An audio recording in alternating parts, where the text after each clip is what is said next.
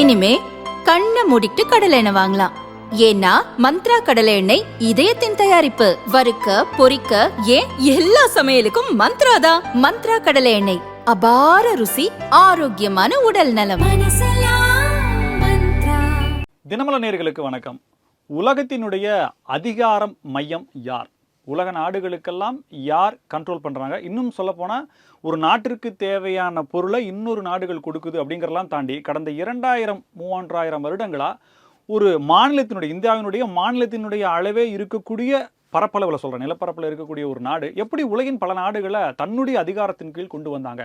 இதுக்கு பின்னாடி இருக்கக்கூடிய விஷயங்கள் என்ன? அது என்னப்பா நீ குழந்தை மாதிரி கேட்குற, ஆயுதம் தானே அப்படின்னா இல்லை, ஆயுதத்தையும் தாண்டி பல வழிகளில் அவங்க கண்ட்ரோல் பண்ணியிருக்காங்க. இதை பற்றிய ஒரு முழுமையான டீட்டெயிலான விஷயங்களை ஒரு சீரியஸாக பண்ண போகிறோம். இப்போது என்னென்ன விஷயங்கள் அதில் இருக்குது, எதன் மூலியமாக ஜியோ பாலிட்டிக்கல் அந்த உலக அரசியல் அப்படிங்கிறது செயல்பட்டு கொண்டிருக்கு, அதில் இருக்கக்கூடிய அம்சங்கள் என்ன, எல்லாத்தையுமே பேசலாம். இதை பற்றிய விளக்கங்களை கொடுப்பதற்காக புவிசார் அரசியல் விமர்சகர் கணேஷ்குமார் நம்மோடு இணைந்திருக்கிறார். சார் வணக்கம். வணக்கம் சார். இன்ட்ரோவில் சொன்ன மாதிரி தான், பொதுவாக அதிகாரம் அப்படின்னாலே அது எல்லாத்துக்கும் மேலே, பணத்துக்கும் மேலே, புகழுக்கும் மேலே, எல்லாத்துக்கும் மேலே. ஏன்னா நான் தான் எல்லாம் கண்ட்ரோல் பண்ணுறேங்கிற மாதிரி. ஸோ இந்த புவிசார் அரசியல் அப்படிங்கிறதுனுடைய பேசிக்ஸ் என்ன, எப்படி அதிகாரங்கள் எடுக்கப்படுது ஒரு நாடுகள் அப்படிங்கிறது இருக்குது? அதாவது வள்ளுவர் 1330 குறள் வெண்பாக்களில் 133 அதிகாரத்தில் சொன்னது அதுவும் அதிகாரம் தான். ஸோ நம்ம அந்த அதிகாரம் இல்லாமல் இந்த அதிகாரத்தை கொஞ்சம் எடுத்து கொஞ்சம் சிம்பிளிஃபை பண்ணி, ஸோ இதில் 3 முக்கியமான என்ன சொல்கிறது தியரிஸ் இருக்குது. ஸோ இது 3 விதமாக உலகத்தை கண்ட்ரோல் செய்யலாம் அப்படின்னு சொல்லியிருக்காங்க. ஜென்ரலாக நிறைய பேர் ஒவ்வொருத்தரும் ஒவ்வொரு விதமான பார்வை இருக்கும். ஸோ அந்த 3 விதமான ஒரு தியரிஸையும் நம்ம இந்த ஒரு காணொலியில் நம்ம எக்ஸ்பிளைன் பண்ண பார்க்கலாம். ஏன்னா பெரிய டாபிக் நான் சொல்கிறது கிட்டத்தட்ட ஒவ்வொன்றுமே புக்காக இருக்கக்கூடிய விஷயங்கள். நம்மளால் முடிஞ்ச வரைக்கும் இதை ஒரு அரை மணி நேரமாக அதுக்குள்ளே எப்படி சொல்ல முடியுன்றதை நம்ம பார்ப்போம். சரியா? இதில் முதல்ல பார்க்க வேண்டியது ஜியோ பாலிட்டிக்ஸ் அப்படின்னும் போது அதில் முக்கியமான ஒரு விஷயம் நாடு அப்படின்னு வருது. ஸோ அந்த நாடு எப்படி இருக்கணும், அந்த நாட்டோடைய மக்கள் எப்படி இருக்கணும், ஸோ அந்த நாடு எந்த மாதிரி யோசிக்கணும் அப்படின்றது நாம் பெரிதும் விரும்புகின்ற, நான் பெரிதும் மதிக்கின்ற, ஆமாம், அதில் பார்த்தீங்கன்னா மாஸ்டர் ஆமாம், அவருடைய மாஸ்டர் ஊக்வே அப்படின்னு எடுத்துக்கலாம். இவர் 4-5 புக்கு எழுதியிருக்காரு. அவர் சிங்கப்பூருடைய, நவீன சிங்கப்பூருடைய தந்தைன்னு எடுத்துக்கலாம்.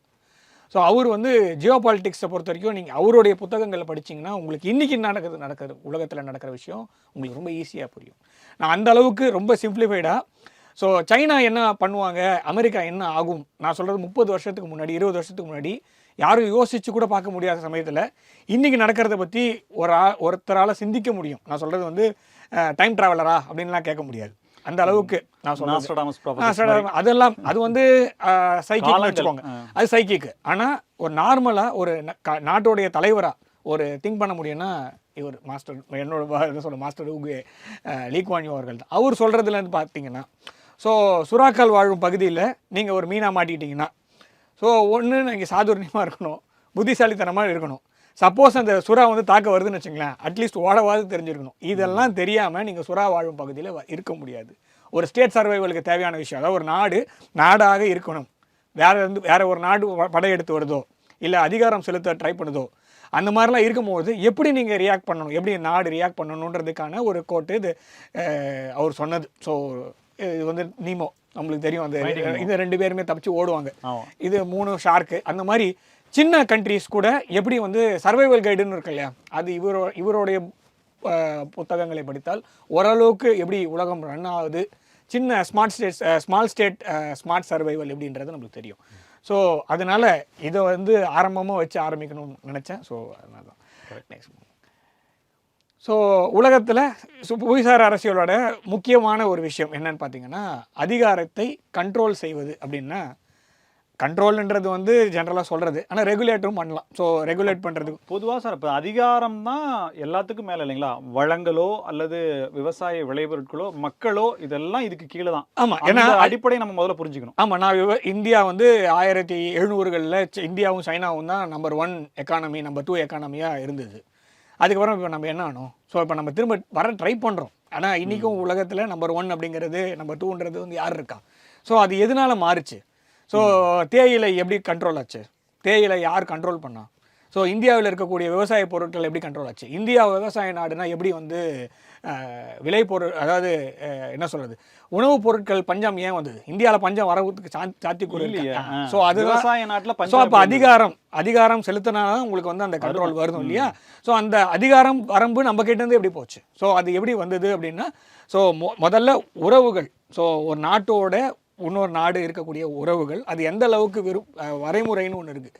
ஸோ அதை தாண்டி தான் என்னுடைய வளங்கள் வருது. ஸோ நான் வாணிபம் தான் பண்ண வந்தாங்க.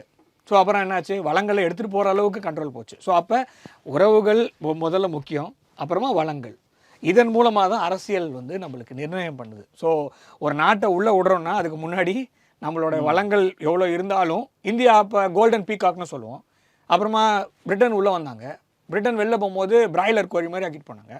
ஸோ அப்போ இந்தியாவில் இருந்த வளங்கள்லாம் என்னாச்சு, எவ்வளோ $1 trillion சொல்கிறாங்க, 20-30 trillion அளவுக்கான பொருட்களை எடுத்துக்கொண்டு சென்றார்கள். ஸோ அதனால் எதனால தங்கத்தை எடுத்துகிட்டு போனாங்க, வைரத்தை எடுத்துகிட்டு போனாங்க, உப்பு எடுத்துகிட்டு வந்தாங்க அந்த கப்பலில், அதாவது அந்த கப்பல் காலியாக வருதுன்றதுக்காக உப்பு எடுத்துகிட்டு வந்தாங்க, அந்த உப்பு வாங்க வச்சாங்க. ஸோ அதுதான். ஸோ மையங்கள் ஒவ்வொரு இடத்துலையும் மையங்களாக கிரியேட் பண்ணி வச்சுருக்காங்க. அந்த மையங்களை யார் கண்ட்ரோல் செய்கிறார்களோ அவர்கள் தான் வந்து இந்த புவிசார் அரசியலில் கிங் அப்படின்ற மாதிரி போகுது. ஸோ அந்த தியரி தான் நம்ம 3ஆக பார்க்க போகிறோம். நம்ம 3 விதமான தியரிஸ் இருக்குது, அந்த 3த்தையும் நம்ம பார்க்கலாம். ஸோ முதல் வந்து கடல் அதிகாரம். ஸோ நம்ம ட்ராய் படம் பார்த்துருப்போம் ஜென்ரலாக. ஸோ அந்த ஃபஸ்ட் எடுத்தோடனே அந்த எக்கிலீஸ் அப்படின்ற ஒரு கேரக்டர் ஒன்று வரும், அப்புறமா இன்னொன்று ஹெக்டர் அப்படின்னு ஒரு கேரக்டர் வரும். ட்ராய்னு ஒரு கண்ட்ரியை நோக்கி கிரீஸில் இருக்க எல்லா நாடுகளும் சேர்ந்து ஒரு கப்பலை மூவ் பண்ணுவாங்க. இப்போ மூவ் பண்ணும்போது பார்த்தீங்கன்னா 1000 கப்பல் அப்படின்வாங்க. ஸோ இந்த வாரம் நீ மிஸ் பண்ணக்கூடாதுன்னு ஒரு வசனமே வரும். அந்த எக்கிலியஸ் கிட்ட வந்து ஒடிசியஸ்னு ஒரு ராஜா போய் சொல்லுவார், இந்த மாதிரி this is the war you should not miss அப்படின்னு. ஸோ அப்படின்னா அந்த 1000 கப்பலை கொண்டு போய் நிறுத்தினா அப்போ வந்து ட்ராய் வந்து சரண்டர் ஆகும் அப்படின்ற ஒரு எண்ணம். அப்போ கடல் யார் கண்ட்ரோல் பண்ணுறா, உன்னால் வெளியிலேயே போக முடியாது. ஸோ நீ என்னுடைய ஆளுமைக்கு உட்பட்டு வர எப்படி வருவேன், ஸோ கடல் என்னுடைய கண்ட்ரோலில் இருக்குது அப்படின்றத கடலை சார்ந்து தான் உலகத்தோடைய வர்த்தகங்கள் போயிட்டுருக்கு.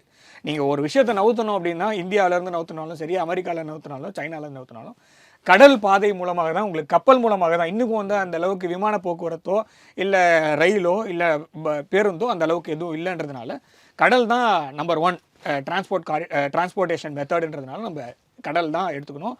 கடலை யார் பாதுகாப்புன்னு நான் சொல்கிறது வந்து கண்ட்ரோல் செய்கிறாரோ அவங்க தான் வந்து அவங்களே செஞ்சுட்டா பாதுகாப்பு, அடுத்தவங்களுக்கு செஞ்சா ஆக்கிரமிப்பு, அவ்வளோதான்.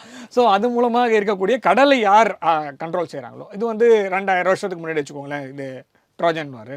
ஸோ இதே வந்து ஒரு 300 வருஷத்துக்கு முன்னாடி, ஸோ 300 வருஷத்துக்கு முன்னாடி இங்கிலாந்து 300 வருஷத்துக்கு முன்னாடி இதுதான் இருந்தது. ஸோ இது 300 வருஷத்துக்கு முன்னாடி ஆரம்பித்தது, 1600 ஆரம்பித்தது, 1700 ஆரம்பித்தது. ஸோ இது வந்து இங்கிலாண்டோடைய இம்பீரியல் கண்ட்ரோல். இந்த ஆளுமைக்கு உட்பட்டது. ஸோ இவ்வளோண்டு இருக்கு இல்லையா, இதுதான் அவங்களோட இடம். ஓகேவா, இவங்க வந்து இந்த இடத்த அதுக்கப்புறம் 1900 கூட இவங்களோட ஆதிக்கம் இந்த இடத்துலலாம் கூட இருந்தது. உள்ள ஆப்பிரிக்காவில் இன்னும் கொஞ்சம் அதிகமான ஆக்கிரமிப்பெல்லாம் அவங்களால பண்ண முடியாது, எடுத்துக்கிட்டு இம்பீரியலிசம்னு சொன்னாங்க. ஸோ இதெல்லாம் எடுத்துக்க முடிஞ்சது. ஆனால் இவங்க கண்ட்ரோல் பண்ணது எதுன்னு பார்த்தீங்கன்னா இந்த கோடுலாம் இருக்குல்ல, இது மூலமாக தான் உங்களுக்கு ஷிப்மெண்ட்ஸ்லாம் ட்ராவல் ஆகுது. ஸோ கப்பல் போக்குவரத்து இந்த கோடு வழியாக தான் போகுது. இந்த கோடுகள் எல்லாமே இந்த நாட்டோட கண்ட்ரோலில் இருந்தது. அவ்வளோதான். இந்த நாடு வந்து சைஸ் எடுத்துக்கிட்டோம்னா இந்தியாவில் இருக்கக்கூடிய தமிழ்நாடும் இந்த பகுதியும் ஒரே அளவு தான். இங்கிலாண்டோடைய சைஸும் தமிழ்நாடோட சைஸும் ஒரே சைஸ் தான், 1:1 கிட்டத்தட்ட எடுத்துக்கலாம். ஸோ ஜெர்மனியோட சைஸும் கிட்டத்தட்ட அதே மாதிரி தான், 1:1. ஸோ அந்த மாதிரி அவ்வளோதான். ஸோ அவ்வளோதான் சைஸ். நீங்கள் மேப் ஜென்ரலாக பார்த்தாலே தெரியுது இல்லையா. ஸோ இது மெர்காட்டர் ப்ராஜெக்ட்னால இதெல்லாம் பெருசாக தெரியுது. ஸோ கிரீன்லாண்ட் அவ்வளோ பெருசு கிடையாது. இதை பற்றி நம்ம அப்புறமா பேசுவோம். ஏன்னா இந்த இவ்வளோ பெரிய இது கிரீன்லாண்ட் இவ்வளோ பெருசு கிடையாது, கிரீன்லாண்ட் சின்னது. ஸோ மேலே போக போக பெருசாகவும் நடுவில் வர ஆக்சுவல் சைஸும் இருக்கும். அதாவது பூகோள கோளாறு கிடையாது, பூகோளத்தை காமித்த விதத்தில் கோளாறு, அதனால இது இப்படி இருக்குது. ஸோ இதனால் இந்த கண்ட்ரோல் எல்லாமே யார்கிட்ட இருந்ததோ அவங்க தான் இந்த உலகத்தை கண்ட்ரோல் பண்ணாங்க அப்படின்னு எடுத்துக்கிட்டேன்னா, ஸோ இது வந்து உங்களுடைய சீ பவர் தியரி. இவ்வளூண்டு நாடு உலகத்தில் சன் நெவர் செட் எம்பையர் அப்படின்னு கொண்டு வந்து உலகத்தில் இருக்க மொத்த நாடையும் அவங்க ஒரே கண்ட்ரோல் பண்ண முடிஞ்சது. கண்ட்ரோல் பண்ணுறதுக்கான காரணம் என்னென்னா சீ ரூட்டை கண்ட்ரோல் பண்ண முடிஞ்சது. கடல் மொத்தமும் அவங்க கண்ட்ரோல். 200 வருஷத்தில் அவங்களால ஃபுல் உலகத்தையும் கண்ட்ரோல் பண்ண முடிஞ்சது. அவ்வளோதான். அவங்களோட சைஸ் ரொம்ப சின்னது. அவ்வளோ. ஆனா இந்த காலகட்டம்ங்கிறது இப்போ நான் சொல்றது 200 வருஷம் 100 150 வருஷத்துக்கு முன்னாடி சோழா எம்பரர்லாம் அடுத்தது அதே தான் வந்திருக்கேன். ஸோ நெக்ஸ்ட் இது 1000 வருஷத்துக்கு முன்னாடி. ஸோ நீங்கள் இப்போ மாடர்ன் வேர்ல்டில் இது பண்ணுறது பெரிய விஷயம் அப்படின்னு நம்ம நினச்சிக்கிறோம். அப்போ இது எவ்வளோ ஒரு பெரிய விஷயம்னு பாருங்க. நம்மளுடைய சோழர்கள் காலத்தில் இந்த ட்ரேட் ரூட் ஒரு இம்பார்ட்டண்ட்டான ட்ரேட் ரூட்டு கடலை அப்போல்லாம் உங்களுக்கு வந்து உலகம் அவ்வளோ நீங்கள் அமெரிக்காவை எப்போ அமெரிக்காவை கண்டுபிடித்ததுன்னு தானே போடுறாங்க. ஸோ அப்போ அப்படி ஒரு அவங்கெல்லாம் இருந்திருக்காங்கல்ல, அவ்வளோதான். So one of the oldest என்ன சொல்கிறது ட்ராவலர்ஸ்லாம் அமெரிக்கன் காண்டினென்ட்டில் இருந்தோம். இப்போ இருக்கிறவங்க தான், அதாவது நான் சொல்கிறேன் நேட்டிவ் அமெரிக்கன் ட்ரைப்ஸ் தான். தே ட்ராவல், அதாவது பனி பாறையாக உள்ள உட்காந்துருக்கும் போது அலாஸ்கா வழியாக போனவங்க தான் சவுத் அமெரிக்காவில் போய் உட்காந்தவங்க. ஸோ உலகம் எல்லாமே ஆஃப்ரிக்காலேருந்து துவங்குச்சு, இல்லை ஆசியாவில் இருந்து துவங்குச்சு அப்படின்னு எடுத்தோன்னா நடைப்பயணம் தானே போயிருப்பாங்க எல்லோரும். போகும்போது ஒவ்வொருத்தரும் ஒவ்வொரு இடத்துல ட்ராவல் பண்ணும்போது, ஸோ நீங்கள் நான் சொல்கிறது ரஷ்யாவில் சைபீரியா போய், ஸோ அதுலேருந்து அலாஸ்கா போய் அப்புறமா ட்ராவல் பண்ணி போனவங்க ஓல்டஸ்ட்டு ட்ராவலர்ஸ் நான் சொல்கிறது அவங்க எங்கள் சவுத் அமெரிக்காவில் தான் இருப்பாங்க. ஸோ அப்படி ட்ராவல் பண்ணும்போது அந்த மாதிரி எடுத்துக்கிட்டோன்னா இது 1000 வருஷத்துக்கு முன்னாடி இவ்வளோ பெரிய பாதையை கண்ட்ரோல் பண்ணி, அதாவது வாணிபத்தை நம்மளுடைய கண்ட்ரோல் வச்சுருந்தோம். நீங்கள் அந்த 1000 ஷிப்புன்றது வந்து நான் சொல்கிறது வந்து மித்து அப்படின்னு சொல்லிட்டு விட்டுருவாங்க. நான் சொல்ல ட்ராய் படத்தில் காமிங்க 1000 ஷிப்புன்னு. ஆனால் இது வந்து ஹிஸ்ட்ரி. ஏன்னா இந்த கடாரம் கொண்டான் அப்படின்னு சொல்லிட்டு வருது இல்லையா, இந்த ஸ்ரீ விஜயா இருக்குல்ல, இதை பிடிக்கும் போது ராஜேந்திர சோழன் 1000 கப்பலை கொண்டு சென்றான் அப்படின்றதுக்கு வரலாறு. நான் சொல்கிறது வரலாறு, அதாவது புராணத்துக்கும் வரலாறுக்கும் வித்தியாசம் இருக்குது. ஸோ நான் கிரீக் மித்தாலஜிக்குள்ளே போனேன்னா இது ஹிஸ்ட்ரி. 1000 ஷிப்ஸ், அதாவது 1000 கப்பலை கொண்டு போய் இந்த இடத்துல நிறுத்தின உடனே இந்த நாட்டோட ராஜா ஹி சரண்டர்ட் அப்படின்னு சொல்லுவாங்க. ஸோ ஒரு ஆரோ கூட பண்ண, ஆமாம் அவ்வளோதான். இதுக்கு மேலே ஏன்னா மனிதன் வந்து ஃபைண்டிங் நீங்க சொன்னீங்க இல்லையா, வேற வழியே கிட்ட நீ என்ன பண்ண முடியும் நீ அப்படின்ற. ஆமாம், அதே மாதிரி சொல்லுவாங்க அந்த கடாரங்காயின்னு சொல்லுவாங்கல்ல, அது வந்து அப்போதான் வந்து முதல்ல இந்தியாவுக்கு வந்தது. ஏன்னா அந்த சமயத்தில் தான் அந்த கடாரம் தேசத்தில் போயிட்டு ராஜேந்திர சோழனுடைய அந்த அரசவை அங்கே எஸ்டாப்ளிஷ் பண்ணும்போது அதன் மூலமாக வந்தது தான் கடாரங்காயின்ற. அது பின்னாடி இருக்கக்கூடிய குறுங்கதைகள்லாம் நிறைய இருக்குது. ஆனால் 1000 கப்பல் நம்ம வச்சுருந்தோம், அதன் மூலமாக நம்ம கொண்டு போனோம் அப்படின்றது. அதாவது கடலை நாம் வந்து ஆதிக்கம் செலுத்தினோம், இதன் மூலமாக நம்மளுடைய கலாச்சாரம் இந்த ஏரியாவுக்கும் பரவச்சு. ஒட்டுமொத்த இந்தியாவுக்குமான இது 1000 வருஷத்துக்கு முன்னாடி இருக்கிற இந்த தலைமைனா தென் இந்தியா கடல் ஆளுமை நம்ம கிட்ட தான் இருந்தது. பொதுவாக நிலப்பரப்பினுடைய மையத்தில் இருக்கும் அதிகாரம் அப்படின்றதுலாம், நிலப்பரப்பு மையத்திலையும் அதிகாரம் இருக்கும், அதை பற்றியும் நம்ம பார்க்கலாம். ஸோ அதுவும் இருக்குது. ஸோ அதுக்கான விஷயமும் இது வந்து நம்ம கடலை முதல்ல பார்க்குறோம், அடுத்தது நிலத்தை பார்ப்போம். ஒவ்வொரு 200 வருடங்களுக்கு முன்பு இருந்த நிலையும் அதே 1000 வருடங்களுக்கு முன்னால ஒரு டெக்னாலஜியும் இல்லாத போது அந்த சமயத்தில் இதை பண்றதுன்றது சாதாரண விஷயம் இல்லை. ஸோ அது இவங்க பண்ணியிருக்காங்க. அது வந்து நம்மளுடைய முன் தோன்றல்கள் அப்படின்னும் போது நம்மளுக்கு பெருமையான விஷயம். ஸோ அடுத்தது ஹார்ட்லேண்ட் தியரி அப்படின்னு சொல்லுவாங்க. ஸோ ஹார்ட்லேண்ட் தியரி என்னென்னா மையப்பகுதியில் இருக்கக்கூடிய ஒரு இடம், அந்த இடம் முக்கியத்துவம் பெறுகிறது. ஸோ இப்போ ஃபார் எக்ஸாம்பிள் ரஷ்யா இருக்குது, ரஷ்யாவில் ஹார்ட்லேண்ட்னா மாஸ்கோவா அப்படின்னு எடுத்துக்கலாம்.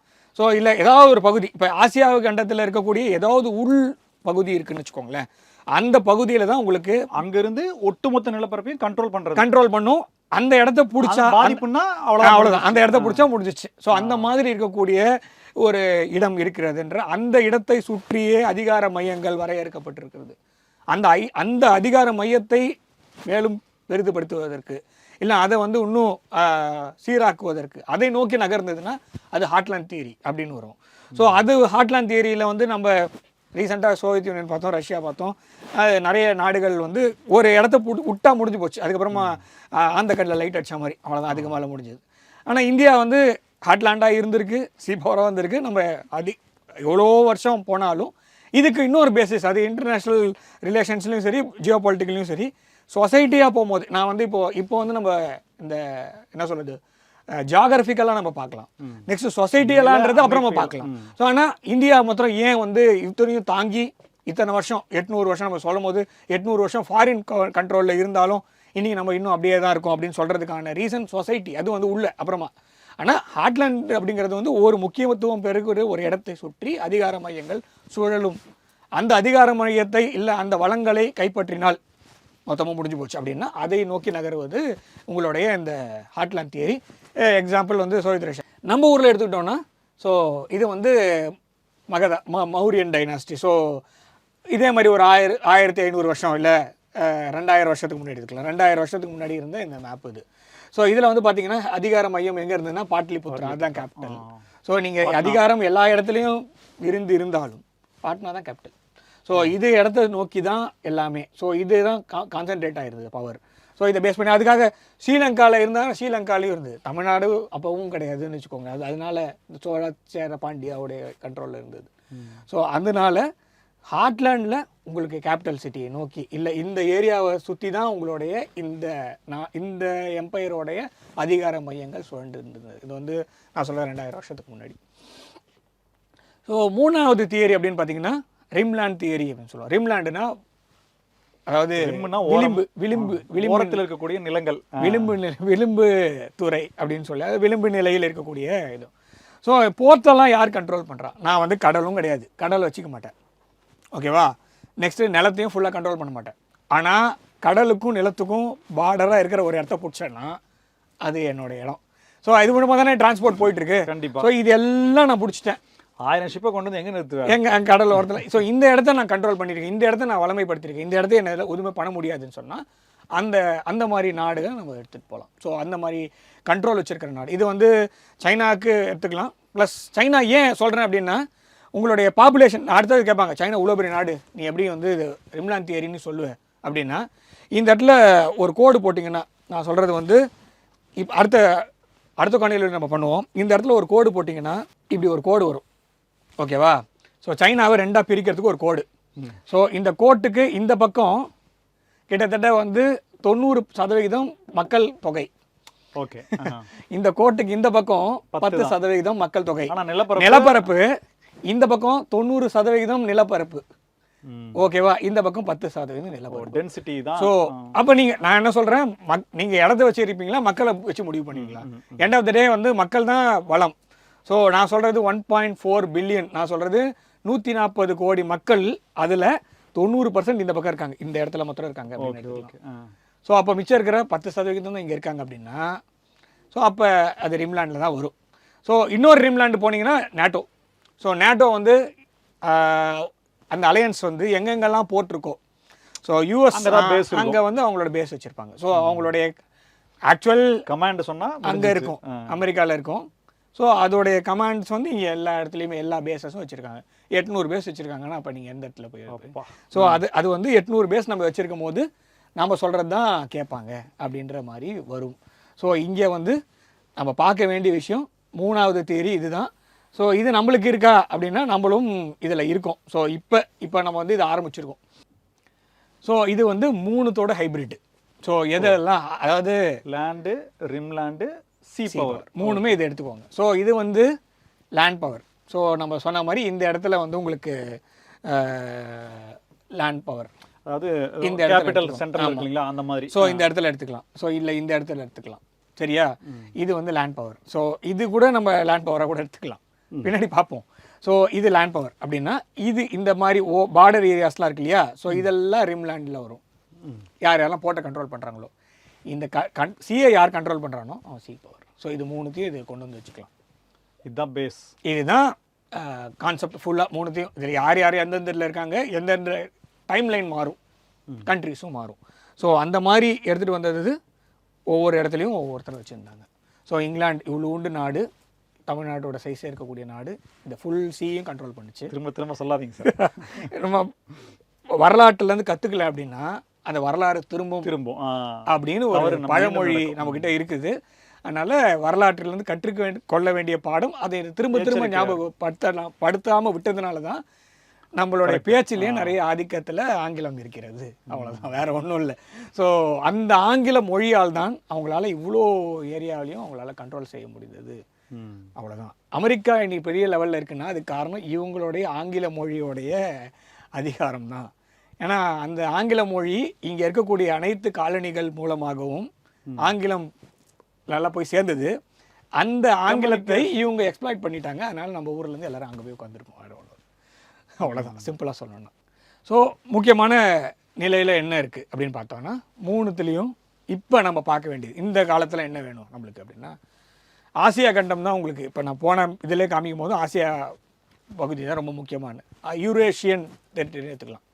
ஸோ யூரேஷியாவில் மெயினாக எது வேணும்னா மேலே ஆர்டிக் ஓஷன். யூரேஷியானா யூரோப்பும் ஆசியாவும் சேர்ந்தது பெரிய பெரிய நிலப்பரப்பு அது மொத்தம் தான். அப்புறமா ஆஃப்ரிக்கான்னு வச்சுக்கோங்க, 2 சேர்ந்ததுன்னா பெருசு, அடுத்தது ஆஃப்ரிக்கா. ஸோ இதுதான் உங்களோட முக்கியமான ஒரு இடம்னா. ஸோ இது ஆர்டிக் சர்க்கிள் ரொம்ப முக்கியமான இடம் மேலே, கீழே இந்தியன் ஓஷன் ரொம்ப முக்கியமான இடம். ஸோ இப்போ இந்த மூணுமே இந்த 3 தியரிஸ் இருக்கு இல்லையா, இந்த மூணுமே எங்கே வந்து செயல்படும்னா இந்த இடத்துல செயல்படும்னு வச்சுப்போம். ஸோ இப்போ இந்தியன் ஓஷன் இப்போ மேலே இருக்கக்கூடிய இந்த ஆர்டிக் ஓஷன் இருக்குல்ல, அதை ஒட்டி இருக்கிறது வந்து நார்த் சி அப்படின்னு சொல்லுவாங்க. நார்த் சி காரிடார்னு ஒன்று இருக்குது. அதை ரஷ்யா வந்து இப்போ கண்ட்ரோல் பண்ணுறாங்க. ஆர்டிக் பகுதியில் கப்பல் விடுறேன் அப்படின்னு சொன்னால் முடியாது. இப்போ வந்து அதுக்கான சாத்தியக்கூறுகள் இன்க்ரீஸ் ஆகிருக்கு. ஸோ அதனால் இப்போ நார்த் சியை யார் கண்ட்ரோல் பண்ணுறாங்கன்னா ரஷ்யா கண்ட்ரோல் பண்ணுறாங்க. ஸோ அதனால் அது அவங்க பக்கம் போயிடுச்சுன்னு வச்சுக்கோங்க. இப்போ முக்கியமான வர்த்தகம் நம்ம போன இதில் படத்தில் பார்க்கும் போதே முக்கியமான வர்த்தகம் எல்லாமே எங்கே போயிட்டு இருந்ததுன்னா இந்தியன் ஓஷனில் தான் போயிட்டு இருந்தது. இந்தியன் ஓஷன் அப்படிங்கிறது பேரில் மாத்திரம் இந்தியன் இல்லாமல் காலங்காலமாக நம்மளோட கண்ட்ரோலில் இருந்த விஷயம். ஸோ இப்போ காலங்காலமாக நம்மளோட கண்ட்ரோலில் இருந்த இந்த ஓஷன் ஸோ இப்போ வந்து நம்ம கிட்ட இருக்குது, அஃப்கோர்ஸ் இருக்குது, ஆனால் இல்லை. சரி, அப்போ அதே மாதிரி அவங்கக்கிட்டேயும் இருக்குது, ஆனால் இல்லை. அந்த மாதிரி நிலைமைக்கு கடந்த 10 வருடங்கள் வந்திருக்காது. முன்னாடி வரைக்கும் பார்த்தீங்கன்னா நம்மக்கிட்ட இல்லைன்னே சொல்லிடலாம். ஸோ இப்போ அது நம்மளோட கண்ட்ரோலில் வரதுக்கான சான்சஸ் இருக்குது. நம்மக்கிட்ட தான் இருக்கணும் நேச்சுரலி. பேரே இந்தியன் வச்சுட்டு இப்போ பேரை மாற்ற போகிறீங்களா? இப்போ அந்த கல்ஃப் ஆஃப் மெக்சிகோன்றதை கல்ஃப் ஆஃப் அமெரிக்கான்னு மாற்றின மாதிரி இப்போ இந்தியன் ஓஷன்றது ஆஸ்திரேலியன் ஓஷனை மாற்ற போகிறது இல்லை. மேபி ட்ரம்ப் செஞ்சாலும் செய்வார், ஓகே, அதுக்குள்ளே போக வேண்டாம். ஸோ இங்கே இந்தியன் ஓஷன் அப்படின்னு இருக்குன்னா இதில் வந்து ஏன் முக்கியத்துவம் பெறுது அப்படின்னா இதில் வந்து பாதைகள். ஸோ இது வழியாக ஒரு பாதை, ஸோ இது வழியாக ஒரு பாதை, இன்னொன்று இது வழியாக ஒரு பாதை. ஸோ இப்படி எடுத்துகிட்டு போகலாம், ஓகேவா? ஸோ இந்த பாதை கடல், இந்த மேற்கு பக்கம். கிழக்கு பக்கம் எடுத்துக்கிட்டிங்கன்னா ஸோ இதுதான் ஒரே பாதை. இன்னொன்று இந்த பக்கம் சுண்டா இது வழியாக ஒரு பாதை ஒன்று வரும். ஸோ இதுதான் வந்து உங்களுடைய கப்பல் பாதைகள்னு வச்சுப்போம். ஸோ இதில் இந்த பாதை இருக்கு இல்லையா, சிங்கப்பூர் வழியாக. ஸோ இது 40% உலகத்தோடைய வர்த்தகம் இது வழியாக தான் போகுது. நான் சொல்கிற 40% உலகத்தோட வர்த்தகம். ஸோ இதில் 20% போகுது. 100 கப்பல் 40 கப்பல் அந்த வழியில் தான் போகுது, 20 கப்பல் இது வழியாக தான் போகுது. இது வழியாகவும் மேஜர் போகுது. ஸோ இது வந்து சுயஸ் கெனால் ரூட். ஸோ இது எல்லாமே உங்களுக்கு கண்ட்ரோல் ஆகுது. இதில் இருக்கக்கூடிய ஒவ்வொரு வழித்தடங்களையும் நம்ம ஒவ்வொன்று பார்த்துருவோம். இப்போ ஸோ அடுத்தது முதல்ல பார்க்க வேண்டியது பார்த்தாச்சு. ஸோ இப்போ அதில் இருக்க ரூட்ஸ் எதனால ரூட்டு அப்படின்னா, ஃபார் எக்ஸாம்பிள் சைனாலேருந்து ஒரு ஷிப்மெண்ட்டு ஸோ ராடனம் போகணுன்னா யூரோப் போகணும் அப்படின்னா ஸோ 48 நாள் ஆகும். நான் சொல்கிறது சுயஸ் கெனால் வழியாக போனால். அதே சுயஸ் கெனால் வழியாக போக முடியல, ஸோ அப்போ சுற்றி போகணும் அப்படின்னா கேப் ஆஃப் குட் ஹோப் வழியாக போகணும். ஸோ கடல் வழியாக, இது ஹை சீசன் சொல்லுவாங்க, அது வழியாக போய் இந்த இடத்த தொட்டு போகணும். ஸோ இதுக்கு 57 நாள் ஆகும். ஸோ எக்ஸ்ட்ரா ஒரு 10 நாள் வச்சுக்கோங்க. ஸோ இது வந்து நார்மல் குட்ஸ்னால் பிரச்சனை இல்லை, பெரிஷபிள் குட்ஸ் வரும்போது பிரச்சனை வரும். ஸோ இது எங்கே போகிறோன்னா இங்கேருந்து நேராக இங்கே தான் போகிறேன். ஸோ இந்த வழி பாதை முடியாது. ஸோ இதை வந்து மாற்றணும், இல்லை வேறு ஏதாவது ஆப்ஷன் இருக்கா, இதில் ஏதாவது பிரச்சனை இருக்கா அப்படின்னா, ஏதாவது பிரச்சனை இருக்கான்னு பார்த்தீங்கன்னா கோவிட் டைமில் ஒரு விஷயம் நடந்தது. ஸோ எவர் கிரீன். ஸோ நம்ம கப்பல் போய் திரும்ப நின்ன உடனே இந்த பாதை இந்த இடம் தான் நான் சொல்ல வர்றது வந்து இந்த இடம் வந்து கட்டு சுயஸ் கெனால். ஸோ அக்சஸ் இங்கிருந்து யாரும் வர முடியாது, இங்கே போக முடியாது. நான் இங்கெல்லாம் போனாலும் இந்த இடத்துல கட்டு. ஸோ அதனால் இந்த இடத்துல போகிறது வேஸ்ட்டு, இங்கே போகிறது வேஸ்ட்டு. ஸோ அப்போ என்ன பண்ணலாம், இப்படி தான் சுற்றி தான் போகணும். ஸோ எக்ஸ்ட்ராவாக ஒரு 10 நாளோ 15 நாளோ எக்ஸ்ட்ரா எடுத்து சுற்றி வந்தாங்க அந்த சமயத்தில். அதுவும் இல்லாமல் சுயஸ் கெனால் வந்து நேரோ, ஸோ உங்களால் வந்து மேன்மேடு, ஸோ அதனால் போக முடியாது. ஸோ அதனால் அதோடைய டிரான்ஸ்போர்ட்டேஷன் டைம் வந்து கம்மியானாலும் வெயிட்டிங் டைம் ஜாஸ்தியாக இருக்கும். ஸோ இந்த இஷ்யூலாம் இதில் இருக்குது.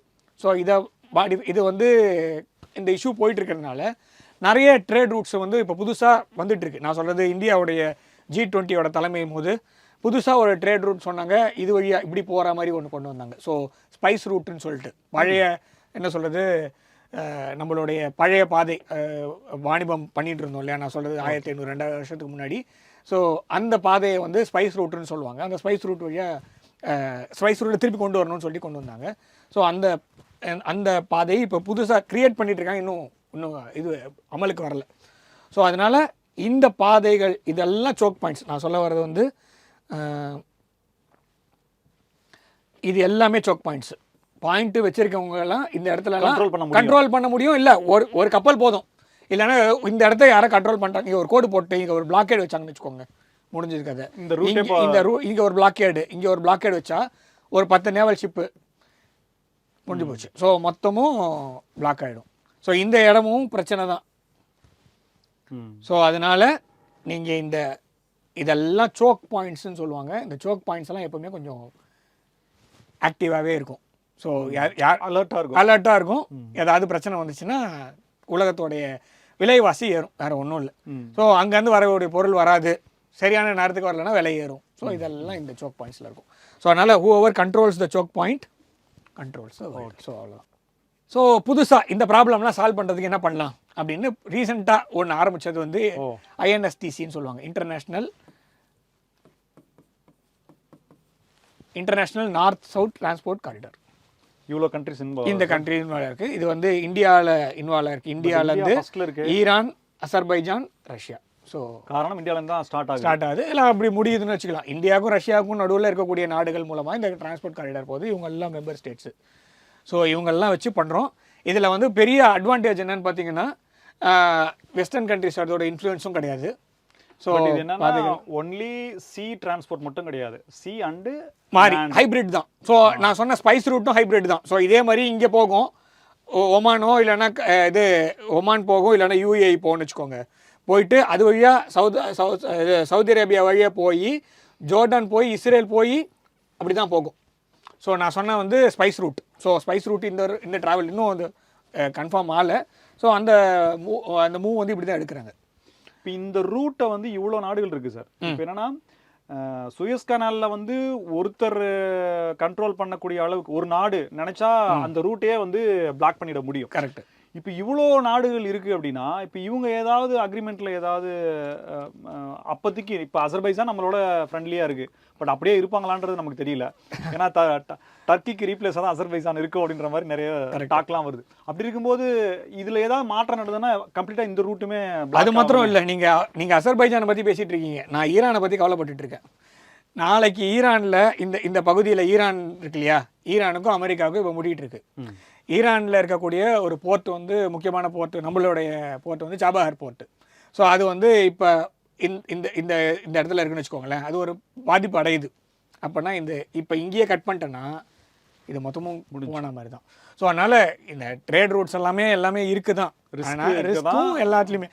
ஸோ வல்லவனுக்கு வல்லவன் வையகத்தில் உண்டு. இது வந்து ரூட் நம்ம போட்டாலும் ஒருவேளை ஈரானுக்கு அமெரிக்கா இந்த அளவுக்கு செக்மேட் வைக்குதுன்னா இதுவும் ஒரு ரீசன். கண்டிப்பா அந்த ஒரு பாயிண்ட்டை நீங்க மிஸ் பண்ணவே முடியாது. ஏன்னா மற்ற எல்லா நாட்டையும் விட்டாங்க. இது ஒன்ஸ் இது கம்ப்ளீட் ஆயிடுச்சுன்னா பைபாஸ் தான். எக்ஸாக்ட்லி. ஸோ இது it's a clear cut bypass. நான் டேரெக்டா இது இப்போ நான் செயின்ட் பீட்டர்ஸ்பர்க் வழியே போட்டேன்னா இதுலேருந்து நான் வந்து யூரோப்புக்குள்ளே போயிடுவேன். ஸோ அதனால ப்ராப்ளமே இல்லை. ஸோ இன்ஃபேக்ட் நான் இங்கேருந்தே கூட போகலாம்.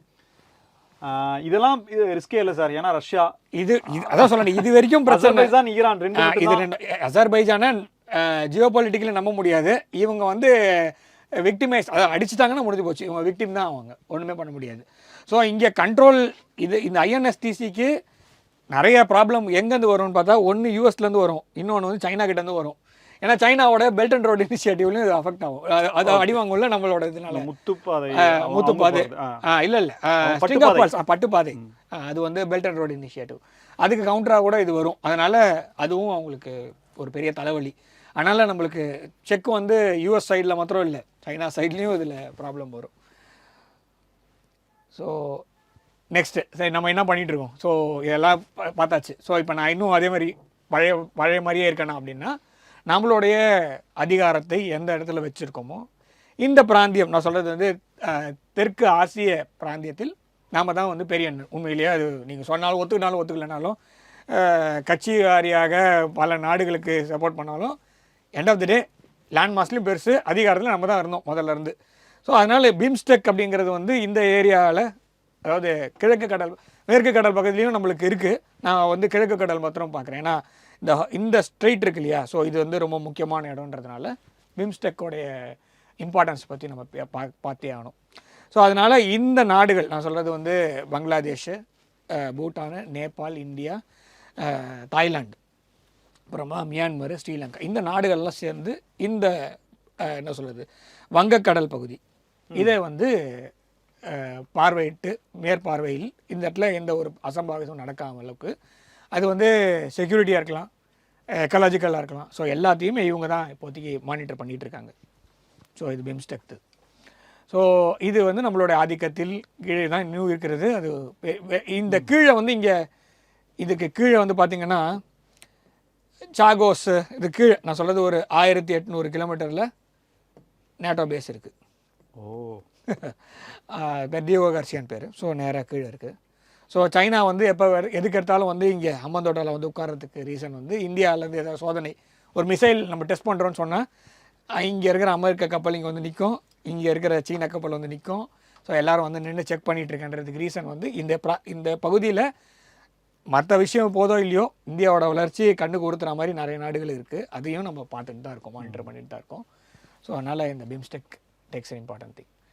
ஸோ பிம்ஸ்டெக் பார்த்துட்டோம். அப்போ மொத்தமும் ஏதாவது இருக்கா? மொத்தம் ஏதாவது சின்ன கடலுக்கு சொல்லிட்டீங்க, அப்புறமா பெருங்கடலுக்கு எதாவது இருக்கான்னா இந்திய பெருங்கடலில் IORA Indian ocean rim association அப்படின்ற ஒரு ஆர்கனைசேஷன் இருக்குது. இந்த நாடுகள் எல்லாமே இந்த அசோசியேஷனோடைய மெம்பர்ஸு. ஸோ இந்த பகுதியில் ஏதாவது இருந்ததுன்னா இந்த எல்லாருமே பேசி தீர்க்கலாம் மாதிரி கொண்டு வந்திருக்காங்க. ஸோ இது வந்து ஒரு மத்தியஸ்தம் பண்ணுறதுக்கு ஒரு நாடு. இதில் முக்கியமான இடம் வந்து இந்தியாவுக்கு இருக்குது. ஸோ அதனால் IORAல இந்தியா வந்து ஒரு இம்பார்ட்டன்ட் பிளேயர். ப்ளஸ் வேர்ல்டு வைடாக வி நோ லைக் இந்தியன் ஓஷன்றது இந்தியாவில் பேர் இருக்குல்ல. ஸோ அதனால் we control it. So heartland, so Delhi இருக்கிற வரைக்கும் நம்மளோட இது வந்து பாதுகாக்கப்படும். ஸோ கண்ட்ரோல் ஆக்சஸ்ங்கிறது ரொம்ப ஆக்சஸ் சிரமம். 3 பக்கம் கடல், ஒரு பக்கம் இமயமலை. ஸோ நடுவில் அப்போ உஜ்ஜைனில் எடுத்து வைங்க அப்படின்னு கேட்காம ஸோ டெல்லியிலே இருக்கிற வரைக்கும் உங்களுக்கு இந்த பகுதி வந்து உங்களுக்கு பாதுகாப்புங்கிறது இயற்கையாகவே இந்தியாவுக்கு அமைந்து இருக்குது. ஸோ இயற்கையாக கொடுத்த பாதுகாப்பு மற்றும் நாமளாக கொண்டு வந்த பாதுகாப்பு அதெல்லாம் எல்லாமே சேர்ந்து தான். ஸோ இந்தியா வந்து ஒரு விதத்தில் பார்த்தா புண்ணிய பூமி. ஸோ அதனால தான் உங்களுக்கு இந்த எல்லாமே பேலன்ஸ் ஆகிட்டு இருக்கு. என்னைக்கெல்லாம் காலி ஆகும்னு சொல்கிறாங்களோ வீரம் படம் மாதிரி யாராவது தூக்கி நிறுத்திட்டு போயிடுவாங்க. ஸோ அந்த ஒரு ப்ளஸ் பாயிண்ட் நம்மளுக்கு இருக்குது. ஸோ 3 விதமான என்ன சொல்கிறது தியரிஸும் பார்த்தோம். ஸோ ஒன்று கடல், இன்னொன்று நிலம், இன்னொன்று ரிம். ஸோ 3த்துலேயுமே நம்மளுடைய ஆதிக்கம் ஓரளவுக்கு இப்போது டெவலப் ஆகுதுன்னு எடுத்துக்கலாம். சீர்படுத்தப்பட்டிருக்குது. முதல்ல டெவலப் பண்ணுறது, அப்புறமா முதல்ல அதில் பாதாளத்தில் போயிட்டு இருக்குதுன்றது பெரிய விஷயம். ஸோ இது 3த்தையும் நம்ம கொண்டு வந்து வச்சுருக்கோம். ஸோ இந்த ரிம்லேண்டில் வந்து நம்ம வந்து நம்மளுடைய சாகர்மாலா இல்லை நம்மளுடைய பேஸ் மாத்திரம்தான்னா இல்லை, நம்மளுக்கும் நிறைய பேஸஸ் இருக்குது வெளியில். ஸோ அமெரிக்கா மாதிரி 800 வச்சுக்கிட்டு என்ன பண்ணுறதுன்னு தெரியாமல் முழிக்காமல் நம்மளுக்கு எதெல்லாம் வேணுமோ ஸ்ட்ராட்டஜிக்காக அதெல்லாம் நம்ம வச்சுருக்கோம். ஸோ இது 3த்தையும் பற்றி நம்ம அப்புறமா ஒன்று ஒன்றா பார்க்கலாம். ஸோ இதில் வந்து ஒரு ஓவர்வியூ கொடுக்கணும் அப்படின்றது மாத்திரம்தான் இந்த ஒரு காணொலியோட ஒரு ஐடியாவாக இருக்குமே தவிர ரொம்ப டீட்டெயில்டாக நம்ம உள்ளே போகலை. நிச்சயமாக சார். இப்போ என்னென்னா திடீர்னு வரலாற்றை எங்கேயாவது ஒன்று எடுத்துகிட்டு இதிலலாம் நம்ம தான் பெஸ்ட்டாக இருந்தோம், இந்த அரசர் தான் இவ்வளோ நாட்டை ஆண்டார் அப்படின்னு சொல்கிறதுக்கும் அதுக்கான புவியியல் காரணங்கள் இப்படியெல்லாம் நம்ம நில அமைப்புகள் இருந்தோம், இவ்வளோ பலம் நம்மக்கிட்ட இருந்தது, இதனால தான் இதை பண்ண முடியும், இதுக்கு காரணம் இதுதான் அப்படின்ற மாதிரியான ஒரு ஓவரால் விஷயங்களை நம்ம நிறைய விஷயங்களை பேசியிருக்கோம். அதே மாதிரி இந்தியாவோட உயர்வு இருக்கு இல்லையா, அது வந்து இந்த இவ்வளோ நாள் இல்லாத திடீர்னு ஒருத்தன் வந்துட்டான்னு வச்சுக்கோங்க.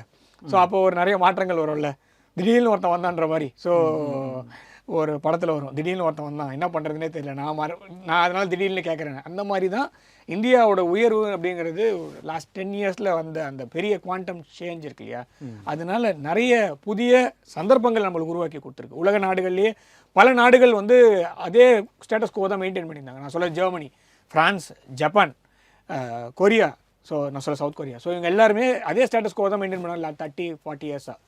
பட் இந்தியாவோட ரைஸ்க்கு அப்புறமா, ஸோ பிரிக்ஸோட ரைஸ்க்கு அப்புறமா ஸோ நிறைய ஷிஃப்ட்ஸ் இந்த பாலிசிஸ். ஜப்பான் வந்து நிறைய பாலிசி ஷிஃப்ட்ஸ் இருக்குது லாஸ்ட்டு 10 இயர்ஸில். நீங்கள் ஒரு 14க்கு முன்னாடி 15 அப்புறமா அவருடைய ஷின்சோ அவர்களுடைய இந்திய பயணத்துக்கு அப்புறமா நிறைய ஷிஃப்ட்ஸ் இந்த பாலிசி. ஸோ அதெல்லாம் வந்து பார்க்கும்போது இந்தியாவோட உயர்வு உலகத்தோட உயர்வாக கொண்டு போகிறதுக்கான ஒரு முடிவை தான் எடுத்திருக்காங்க அப்படின்றத நம்ம பார்க்கணும். அதனால் it is not like only நாம் வந்து எல்லாத்தையும் நானே வச்சுப்பேன் அப்படின்ற ஒரு நாடு இந்தியா கிடையாது. ஸோ இந்தியா வந்து தாய் நாடு மாதிரி ஒரு அம்மா ஸ்தானத்தில் இருக்கக்கூடிய விஸ்வகுரு அன்பு இது வரைக்கும் போய் எந்த ஒரு நாட்டையும் ஆக்கிரமிக்காமல் என் நாடு என் ஊர்லேருந்து ஒரு பகுதியை பிடிச்சி வச்சுருந்தா கூட நான் போய் கேட்டுட்டு இருக்கேன் எனக்கு கொடுன்ட்டு. ஸோ அந்த மாதிரி இருக்கக்கூடிய நாடு. ஸோ கண்டிப்பாக அதிகாரத்தை எப்படி ரெகுலேட் பண்ணணும்னு தெரியும், அதிகாரத்தையும் எப்படி பயன்படுத்தணும்னு. கண்ட்ரோலுக்கும் ரெகுலேட்டுக்கும் வித்தியாசம் இருக்குது. ஸோ இந்த லைட்டை ஆன் ஆஃப் பண்ணிக்கலாம், அதுக்கு சுவிட்சு, அது கண்ட்ரோல் எடுத்துக்கலாம். ஆனால் இந்த லைட்டை டிம் பண்ண முடியுமா அப்படின்னா அதுக்கு ரெகுலேட்டர் தான் தேவை. ஸோ எந்த இடத்துல குறைக்கணும் எந்த இடத்துல கூட்டணும் அப்படின்னா அது அந்த ரெகுலேட் அப்படின்ற ஒரு இடத்த வந்து இந்தியா கண்டிப்பாக செஞ்சுட்டு இருக்கு. இது இப்போவே செஞ்சுட்டு இருக்கு, இனிமேலும் செய்யும் அப்படின்னு நம்பலாம். ஸோ இதுதான் இப்போதைக்கு நம்ம பார்க்க வேண்டியது வந்து மொத்தத்தையும் பெரிய டாபிக் இதில் கண்டிப்பா ஒவ்வொன்று எல்லாத்தையும் பார்க்க முடியாது. விஷயத்தையும் பல நேரங்கள் பல மணி நேரம் பேசலாம். இருந்தாலும் ஒரு ஓவராலா ஜியோ பாலிட்டிக்கல்னா என்ன, ஓவரால் ஒரு ஷார்ட் டைம்ல இவ்வளவுதான். இது முதல்ல தெரிஞ்சுக்கணும், அதுக்கப்புறம் ஒவ்வொன்றா உள்ளுக்குள்ள போகலாம் அப்படிங்கிறதுக்காக தான் இந்த ஒரு ஸ்மால் ப்ரெசன்டேஷன் மாதிரி நம்ம ட்ரை பண்ணி பார்க்கலாம் அப்படின்றதுக்கு. ஸோ நம்மளுடைய லொக்கேஷனுக்கு மாத்திரம் இல்லை, நம்மளுடைய சொசைட்டியுமே ஒரு முக்கியமான ஒரு ஸ்ட்ராட்டஜிக்காக இருக்குது. ஏன்னா நம்ம வெஸ்டர்ன் சைடில் ஃபுல்லாக லீனாக இல்லை, ஈஸ்டர்ன் சைட்லேயும் ஃபுல்லாக லீனாக இல்லை. நான் சொல்கிற சொசைட்டியும் சேர்த்து, சொசைட்டியோட திங்கிங்கும் சரி. நான் வந்து இன்றைக்கும் வந்து கோயில் முக்கியமா அப்படின்னு கேட்குற இடத்துலையும் நான் கோயில் முக்கியம்னு சொல்கிறேன், ஏஐ முக்கியமான ஏஐ முக்கியம்னு சொல்கிறேன். ஸோ இது ரெண்டுமே வேணும். ஏஐ மாத்திரம் வேணும், கோயில் வேணாம்னு சொல்ல, கோயில் மாத்திரம் தான் வேணும், ஏஐ வேணாம்னு சொல்ல. ரெண்டுமே நான் சொல்கிறது ஸ்ட்ராட்டஜிக் லொக்கேஷன் அப்படின்றது இடத்துல மாத்திரம் இல்லை, மக்களுடைய மனத்திலையும் கரெக்டான ஒரு இருக்கு. அதனால அந்த ஒரு முக்கியத்துவத்தை நாம் இன்று வைத்திருக்கிறோம். அதே மாதிரி நம்ம வந்து ஆட்மேன் அவுட்டாக இல்லை, நம்ம வந்து we are setting as like beacon மாதிரி இருக்கோம் நம்ம. ஸோ நம்மளை பார்த்து ஒருத்தன் வந்தான்னா ஒரு ஒழுங்கான பாதையை காட்டக்கூடிய ஒரு இடத்துல விஸ்வ குருவாக நம்ம இருக்கிறோம். ஸோ இதுதான் வந்து நம்மளுடைய இப்போது இருக்கக்கூடிய இருப்பு.